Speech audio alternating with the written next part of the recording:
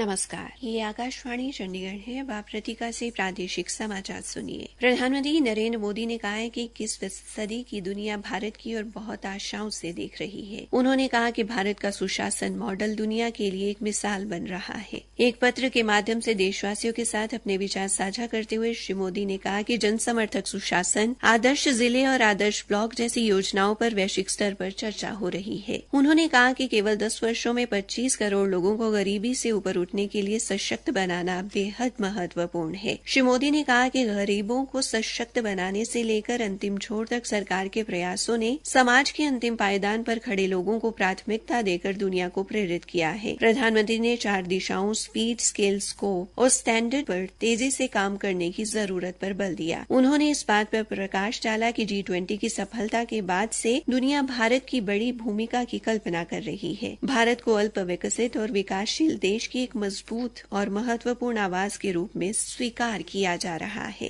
हरियाणा के मुख्य निर्वाचन अधिकारी अनुराग अग्रवाल ने कहा है कि लोकसभा चुनाव के लिए कल होने वाली मतगणना की सभी तैयारियां पूरी कर ली गई हैं। मतगणना कल सुबह 8 बजे होगी। उन्होंने बताया कि 10 लोकसभा निर्वाचन क्षेत्रों की मतगणना के लिए 90 मतगणना केंद्र बनाए गए हैं और करनाल विधानसभा उपचुनाव के लिए अलग से मतगणना केंद्र बनाया गया है। उन्होंने बताया कि निर्वाचन आयोग द्वारा मतगणना प्रक्रिया की निगरानी के लिए सभी मतगणना केंद्रों पर पर्यवेक्षकों की नियुक्ति की गई है। श्री अग्रवाल ने कहा कि वोटों की रिकॉर्डिंग या गिनती में शामिल अधिकारियों, क्लर्क, एजेंट या अन्य व्यक्तियों को मतदान की गोपनीयता बनाए रखनी होगी और इसका उल्लंघन करने पर कानून अनुसार 3 महीने तक की कैद, जुर्माना या दोनों सजाएं हो सकती हैं। श्री अग्रवाल ने कहा कि सरकारी कर्मचारी किसी उम्मीदवार के मतगणना एजेंट के रूप में काम करता है तो उसे 3 महीने तक की कैद, जुर्माना या दोनों सजाएं हो सकती हैं। हरियाणा के विभिन्न जिलों से भी मतगणना की तैयारियों को लेकर समाचार मिले हैं। भिवानी महेंद्रगढ़ सीट के लिए डाक मतपत्र की गणना का कार्य नारनौल में होगा। चरखी दादरी की उपायुक्त मनदीप कौर ने बताया कि मतगणना के लिए लगभग 250 कर्मचारी व अधिकारी तैनात किए गए हैं। उन्होंने बताया कि चरखी दादरी जिले के दादरी विधानसभा क्षेत्र व बाढ़ड़ा विधानसभा क्षेत्र में मतगणना 18 चरणों में होगी। इसके लिए 14 मेज लगाए गए हैं। जनता कॉलेज में बनाए गए मतगणना केंद्र के बाहर लगभग 400 सुरक्षा कर्मी तैनात रहेंगे। इसी तरह कैथल में मतगणना RKSD कॉलेज, स्कूल व IG कॉलेज में होगी। जिला निर्वाचन अधिकारी प्रशांत पवार ने बताया कि चारों विधानसभा क्षेत्रों की मतगणना के लिए 14 मेज लगाई जाएंगी। गोला व कलायत विधानसभा के मतों की गिनती 15 चरण में, कैथल विधानसभा की 16 चरण में और पुंडरी विधानसभा की 14 चरण में होगी।